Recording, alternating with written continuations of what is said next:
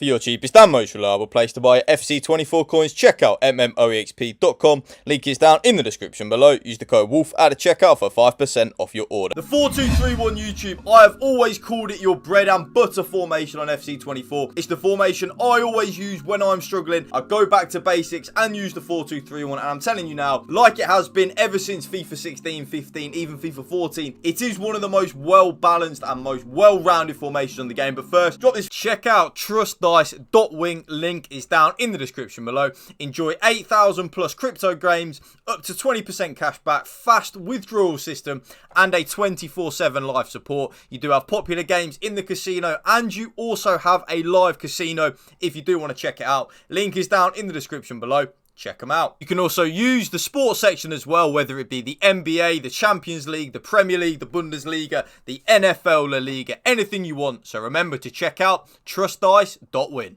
Link is down in the description below. Video like for me, drop a comment down below, and if you can hit that subscribe button to my channel, that would mean the world to me. So you are going to want to use balanced on the defensive style, definitely YouTube. Having experimented a lot over the last few days in the 4-2-3-1, I don't like anything at all, not even like a pressure on heavy touch, where in some of my videos I say to you, yeah, pressure on heavy touch is good if you want to give it a go, but just be aware of your stamina being drained. I'm not even going to say that in this video. I don't think pressure on heavy touch is very good at this moment in time. I don't know whether the latest patch has kind of nerfed it a little bit into the ground, but balance definitely is the way to go. A balanced style where your team presses the ball to the middle of the pitch and your team shape is neutral. The defensive width is actually a little bit interesting, and this is where I've actually kind of gone a little bit, you know, like, ooh, maybe am I going to do this, maybe am I going to not. I've actually gone very narrow this time in the 4-2-3-1 to kind of try and soak up all the defensive pressure in the middle of the pitch. So I've gone down to 40 on the defensive width. The reason why I've done this is, like I've just said, I'm focusing on engaging all my defensive structure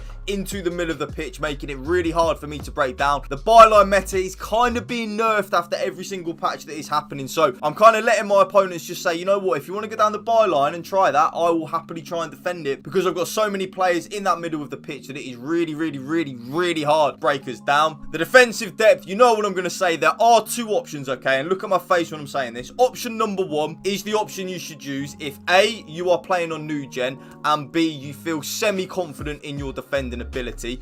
Option number two is if you are playing on old gen, or if you are playing on new gen but you really do struggle defensively. So option number one is the option I'm using, and you probably know what option that is going to be. Of course, it is the 71 depth. If any of you don't know what the 71 depth does, it just means when we lose the ball, our team will automatically press and automatically offside trap up the pitch. It is so overpowered and so broken, and it also doesn't drain your stamina at all, which is another reason why I'm saying it is so broken. Option number two, like I said, if you are playing old gen or you are playing new gen and you struggle defensively, I would recommend 60 on the defensive depth in the 4-2-3-1. The 4-2-3-1 is a very good defensively solid formation anyway. I don't really feel the need to try and go a little bit too deep with it. The fact that we've got two out and out CDMs when we're defending is so key when we're using it. So like I said, option number one, the option I'm using, 71 depth. Option number two, 60 on the depth. The offense's build-up play is, of course, going to be balanced, but long ball is good. And I'm telling you right now, having used long ball more and more over the last few weeks, I'm slowly but surely starting to maybe think about using it from the start. So if any of you are struggling to create opportunities in the 4-2-3-1, maybe give the long ball a go and see if you like it, because I really do like it. There's just something about balance, though, that I like. I just kind of like to feel like I'm in control of my attacking prowess. The chance creation, I'm going to go into zero detail with this YouTube. It's direct passing. Everything else on the chance creation isn't very good in my opinion. The offensive width, I actually leave it on 50 YouTube. Yes, I actually don't touch the offensive width in the 4-2-3-1. I really like where my lamb and my ram are anyway in the 4-2-3-1, or the left-sided cam and the right-sided cam. I like where my middle cam is. I like where my striker is. I kind of don't really feel the need to change anything. And like I always say to you, don't try and change something for the sake of changing it. Only change it if you feel like it's not working anymore. And I really like the 50 width, so I'm just going to leave it on that. Players in the box is going to be 7. The way I look at the 7 players in the box, YouTube, I always say in every single video, the more players that we have in the box, the more likely we are to score a goal. But if you struggle defensively, I would recommend taking it down from maybe 7 to 6, or maybe even 5 if you are really struggling defensively. But for me, it is 7 players in the box, 2 corners and 2 free kicks like so. Custom tactics done. Let's get into the player instructions. Now, you could probably already guess what my striker is going to be. On my striker, player instructions, whether it doesn't even matter what formation I'm using on FC24. I always have the same 2 things on my striker because I really think they are the best thing to have on your striker on FC24. That is, of course, stay central and getting behind. If any of you want to know why I use that, I am not interested in my striker venturing out wide, especially actually in a 4-2-3-1. I really do want my striker to stay up there in the middle of the pitch. I don't want him or her, because it is actually her for me on RTG.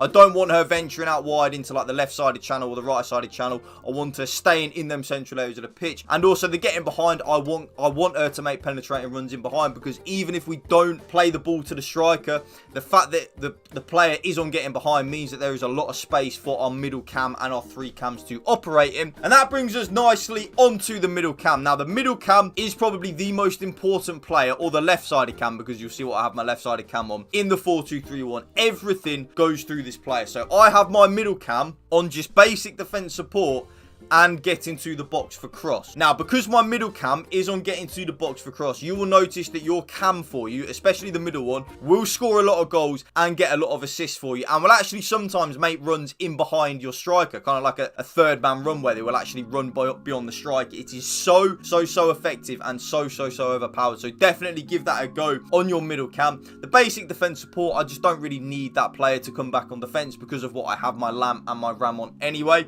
Now, my lamb, if any of you have seen my 4-2-2 videos recently and my 4-2-3-1 videos, you will probably know what I have started to put my left-sided cam on. That is come back on defense, get into the box for cross, and free roam. Yes, my left-sided cam is also on free roam. Now, if any of you want to know why I use that, the free roam is so good. It just kind of means that the left-sided cam will take up a little bit of central positions and kind of just have a bit of a free roll to go wherever that left-sided cam thinks there is space to do so. It means that it is really hard for your opponent to actually defend against with the left-sided cam being on free roam. The getting to the box for cross, like I always say, always have as many players on getting to the box for cross as you can. You will notice a lot of players on FC24 struggle defensively. We need to take advantage of that and have them on getting to the box for cross and free roam. The comeback on defense does just make us more defensively solid. The right-sided cam is on exactly the same as the lamb, but I don't have the right-sided cam on free roam. So my right-sided cam is just on comeback on defense and getting to the box for cross. This means that my right-sided cam will kind of stay in that right-sided cam channel, which means I have my Mohamed Salah out there like a traditional winger. I would recommend having like a traditional winger out on that right-sided cam, and then on the left-sided cam,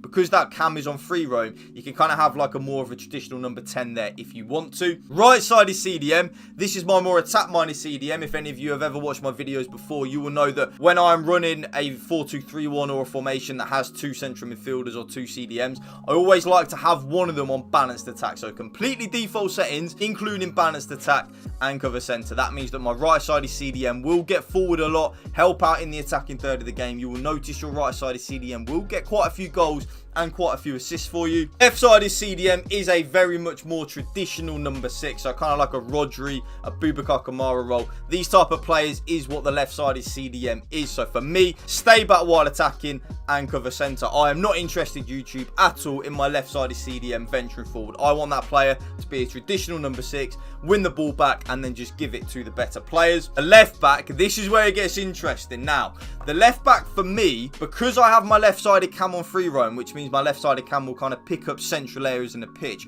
I need my left back to provide us that width on that left-hand side. So because of that, my left back is on join the attack and overlap, and that just basically means that when my left-sided cam picks up central positions, my left back will be the one bombing on down that left-hand side, providing us a nice bit of width for us, meaning that we are attacking with so many numbers going forward, which means the 4-2-3-1 is an elite formation going forward. Both of my centre-backs are just on completely default settings, YouTube, so stay back while attacking, normal interceptions, and stick to position. And then my right back is also on stay back while attacking. We kind of defend in a back 3, which means when my left back bombs on, we have our right back and our 2 centre backs kind of always staying back while we attack. So we always have at least 3 people at the back, means we're defensively solid. And then last but not least, my goalkeeper comes to crosses and super keeper. And that right there, YouTube, is my brand new updated 4-2-3-1 custom tactics for you. If you did enjoy this video, you know what to do. Drop in a like for me, drop a comment down below, and if you can hit that subscribe button to my channel, that would mean the world to me. Thank you for watching. Remember, spread the love and positivity.